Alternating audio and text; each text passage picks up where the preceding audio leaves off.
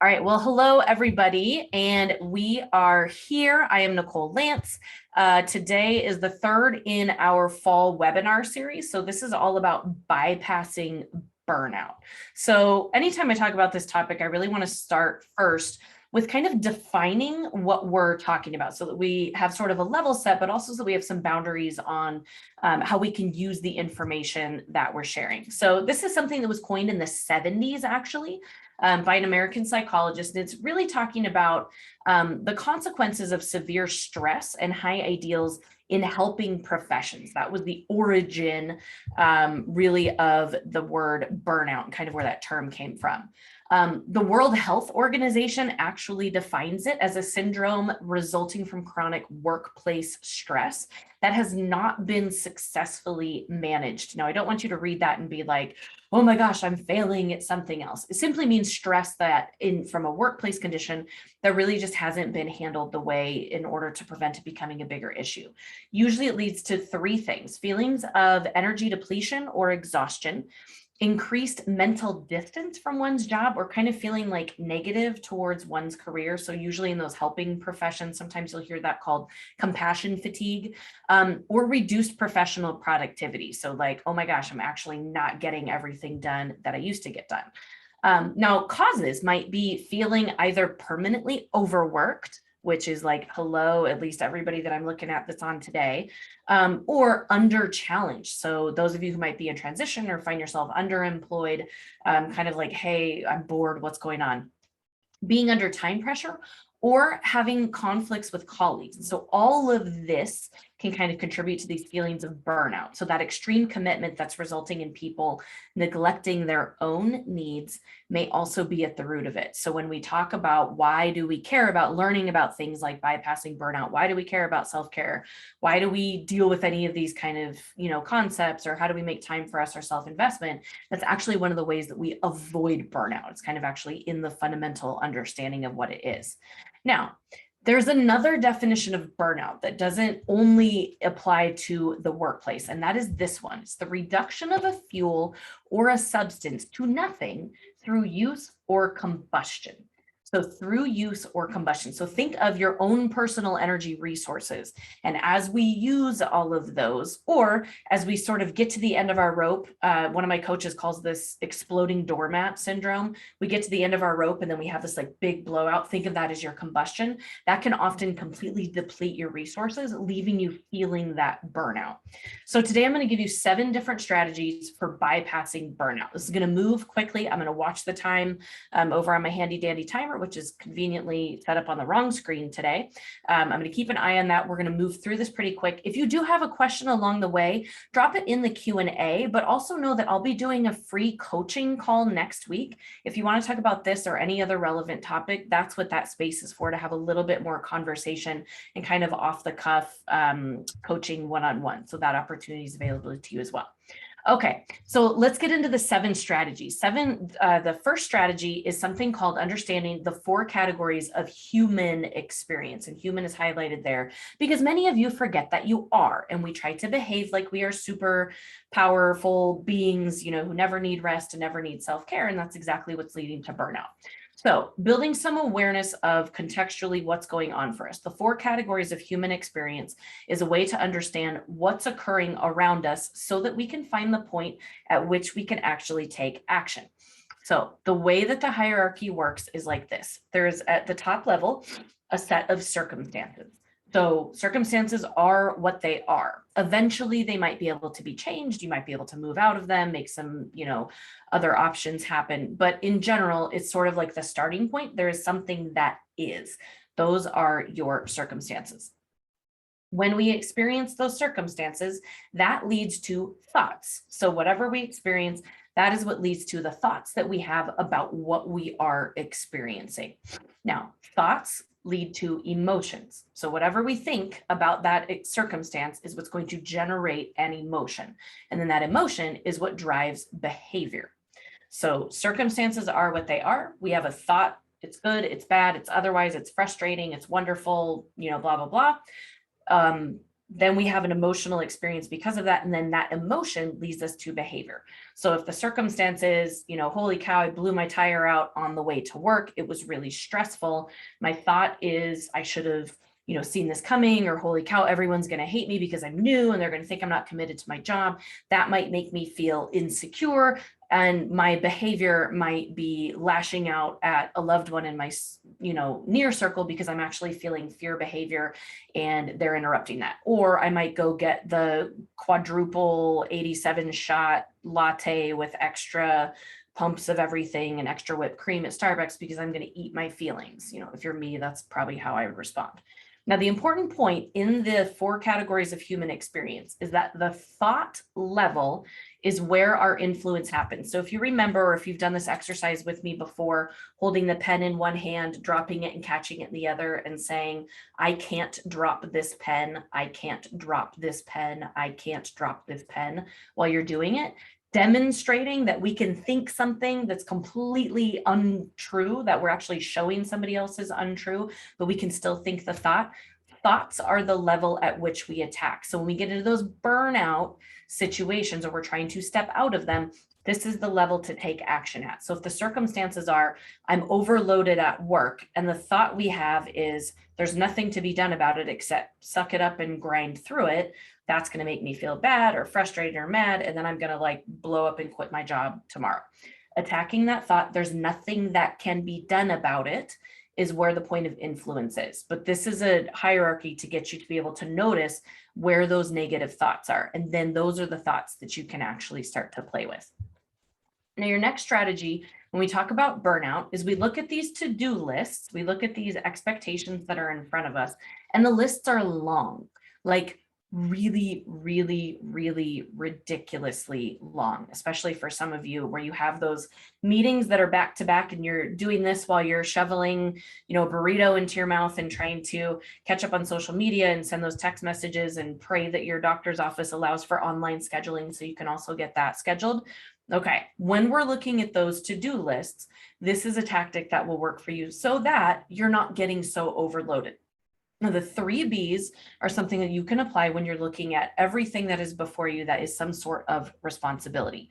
And the 3 Bs are bag it, barter it, and better it. Bag it, barter it, and better it. So the way this works is you look at that to-do list and you say, I've got to make dinner for the, family birthday party Friday night. I've got to go to the dentist next Tuesday. And we have all this yard work that's got to be done because the yard work, the yard looks terrible. When you apply the 3 Bs, you simply go item by item and you say, is this something I can actually bag? Meaning, do I really need to do it at all? Do I really need to do it today? So, bag it. Okay, I know I've got to get groceries for the dinner on Friday. That's one of the things I've got to do. But you know what? It's only Tuesday. So I'm going to bag that for today. And I'm going to go ahead and put a grocery order in for pickup on Thursday night. Okay, phew.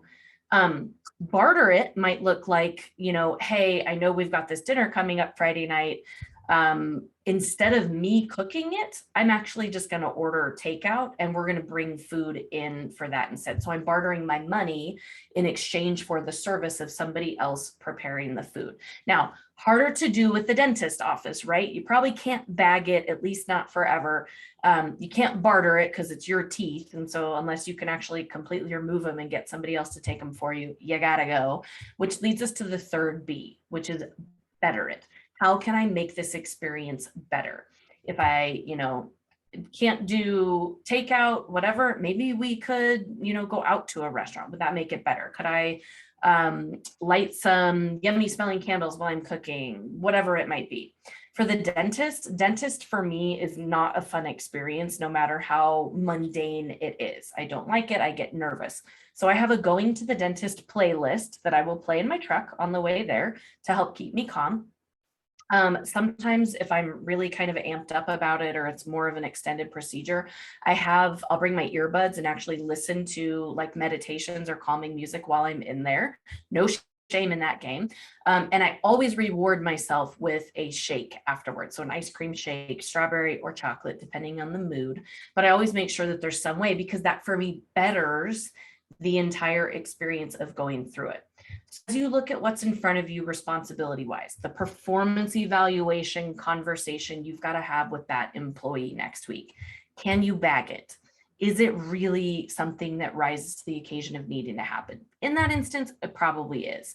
Could you barter it? Is there somebody from HR that could have it for you? Is there somebody that's also in the hierarchy chain that actually should be the one to have that? You have to have it. How could you better it? I just worked this through with a client yesterday, and she decided she could prep for it a little bit differently, like get her bullet out. Actually going to ask a member of HR to be there with her to kind of help her prep, but also go through the experience. And then afterwards, she was going to work 30 minutes early because she knew it was kind of a hard day and she probably wasn't going to sleep the night before. So bag it, barter it, better it. That's going to help you get away from things that you don't actually need to do, because that's a fundamental part of this is we actually start to question what are all these things that we're trying to get done and be single-handedly responsible for, like the Wonder Women that we, want to be. All right. Strategy number 3, be intentional. So this is something that I've talked about before in a variety of different ways, but specific to burnout. Remember that kind of, workplace overwhelm, overwork, ongoing stress. We're starting to get that compassion fatigue or that complete depletion, combustion of like total use of resources.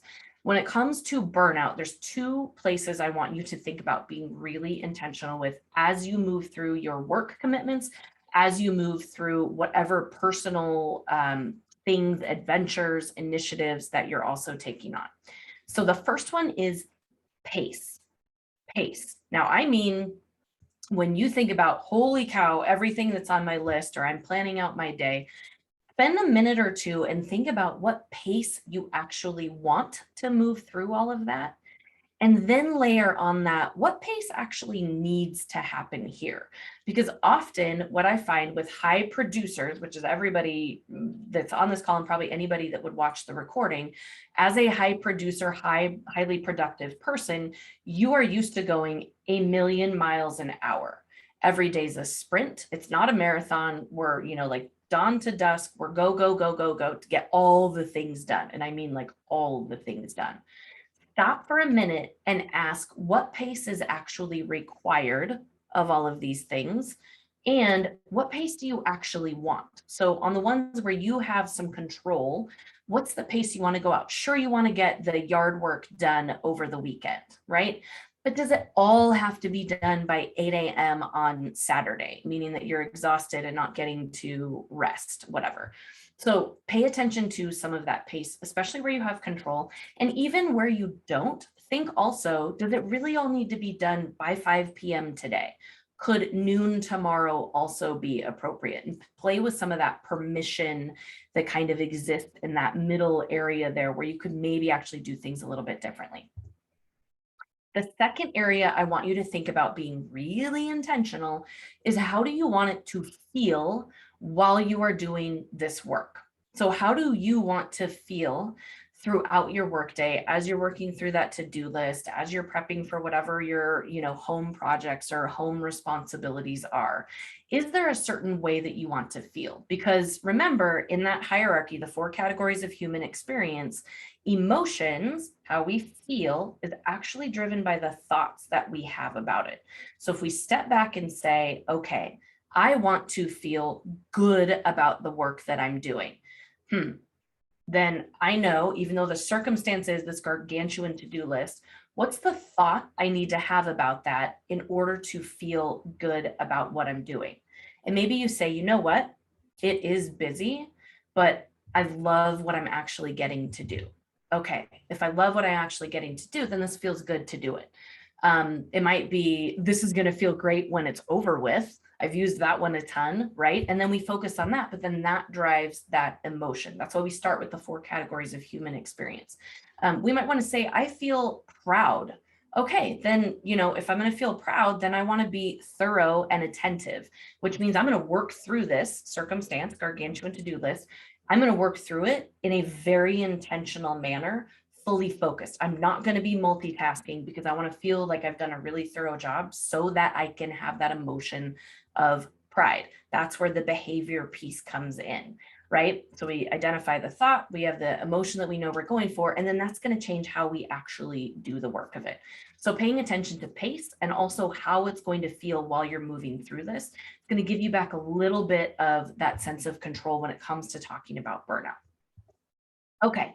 Now, my new mantra for the month of November is that I'm putting the no back in November. And so this strategy is all about finding a way to say no, which for many of you, it is a 2-letter word that you actually treat like a 4-letter word.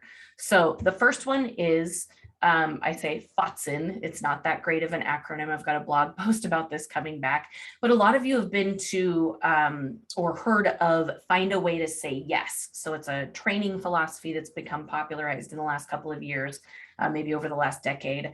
And FOTSI, Find a Way to Say Yes, as an acronym with an exclamation point, has made its way onto the walls of workplaces all over the place. I will tell you, at one point, it was up in my office for quite a while because, there's some elements about, like, how do we say yes for the customer? How do we find a way to say yes to each other, to the council initiative, to the board direction? The new CEO has a new vision.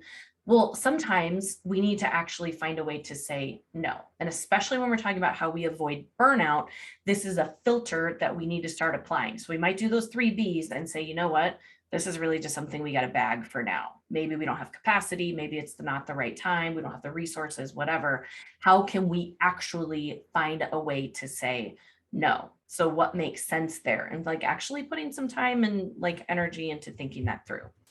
The second one, when it comes to saying no, is actually to refocus your no, because we spend so much time and emotional energy focusing on whatever it is that we've decided to say no to. I said no to applying for that promotion at work. And now all I'm thinking when I go to that meeting is oh my God, they're going to think I turned down this great opportunity and maybe they're not going to give me any, juicy assignments anymore, whatever it is. And we kind of, focus in on what we've said no to.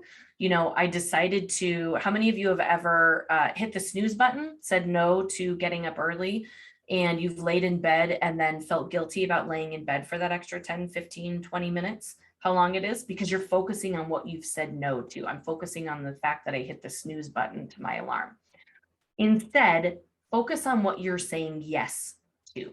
So burnout happens because of that kind of overwhelm or this inability to set our own limits. That comes from feeling guilty a lot of time. That's going to drive our kind of pleasing behaviors. So what are you actually saying yes to? If I laid in bed, hit the snooze button because my body was really Nicole, please don't do this right now. If I laid in bed and went, oh my God, it feels so good to lay here. Oh, it feels so juicy to rest and relax. That's a whole different experience than laying there, hating myself because I hit the snooze button. So focus on what you're saying yes to. If you turn down the meeting invite, you choose not to go to the optional employee, whatever it is, focus instead on what you're doing with that time. And that's going to kind of level out how you're feeling about the way that you're spending your time. And then lastly, my favorite question, and this may look familiar to some of you, I can, but do I want to? I can, but do I want to? We are coming into holiday extravaganza party season galore, and it'll probably be a big blowout year because last year, was so COVID-y. So when we get all of these requests for time and the parades are coming back and the chili cook-off is coming back and the whatever it is, I can, but do I want to? And the same applies at work. This opportunity, we think you'd be great. Would you sit on this committee? Would you volunteer for this board? Would you do, whatever it is, become a mentor, all these things that sound really great. I can, but do I want to? So really getting real about that. Okay, so the next strategy is actually focusing on your capacity. So really keeping an eye on our capacity. And I'm all about building that kind of personal awareness, because when we get into trouble is when we haven't paid attention to how we are doing. We get so caught up in the grind, we get so caught up in the go, go, go, and the do, and the do, and the do, that we forget, as one of my master coaches taught me, to become human beings, not human doings. So keeping an eye on your capacity is going to help with this. I do a daily capacity check in the morning, not first thing when I'm laying in bed, because if you ask me then, I'm like, I have no capacity. I didn't sleep. My toddler's up again all night. Like it's miserable. But like after I've had the coffee, kind of gotten ready for the day, how am I actually feeling for today? Now, most of the time, I'm probably in the, 85, 95, 100 range, like feeling pretty good, full capacity, tank is full. I'm ready for today. Lately, it's been a little bit more challenging for Team Lance. And so my capacity has dwindled. And when I've done that capacity check, I'm like, whoa, I am running pretty consistently at like 60% capacity. I'm not feeling my greatest, which means now that I've got that awareness, how do I begin to rearrange my schedule to account for that? If I can't, I've got a keynote and a presentation and a one-on-one coaching and a team training and, a disc facilitation, all these kinds of things. What else do I need to do to make it through that? So it starts with building awareness. Then we move to step 2, which is conscious refueling. How do I get that tank back up to capacity if I can? If I can't, how do I maintain it? What does it actually take for me to do that? One of my go-to strategies is yoga. I feel really great when I get 20 minutes of yoga in the morning. I'm not talking like 2 hours in a class in a studio somewhere. I mean, like me and my little app on the TV, 20 minutes in the morning. If I do that, my capacity comes up. I feel better. When I sacrifice that time for busyness or whatever, I actually don't bring that capacity up. So find whatever it is that for you is sort of a conscious refueling and make sure that you're making time for that. The other thing that I do when I get really busy is I tend to like turtle shell and I retract and I stop reaching out to people and I don't text anybody and I get very focused and kind of like inward.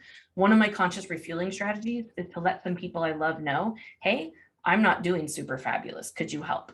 Or like just send me something funny, make me laugh. And so like build in some of those strategies. And then number 3, kind of a related one, is to have a burnout buddy.